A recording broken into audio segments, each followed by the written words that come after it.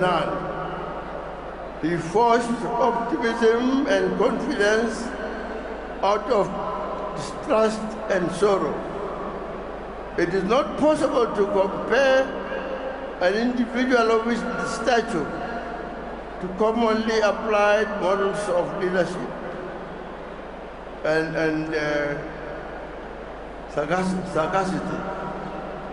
As a young man caught in the midst of apartheid, most fearsome and violent years, the ideals that he stood for were guiding light during uncertain times. Throughout the struggles that we experienced, I consistently revisited the sacrifice he was making and principles he represented.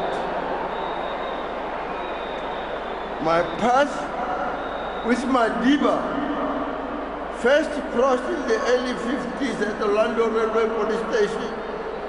A friend of mine, Simon Malaza, who knew him better, introduced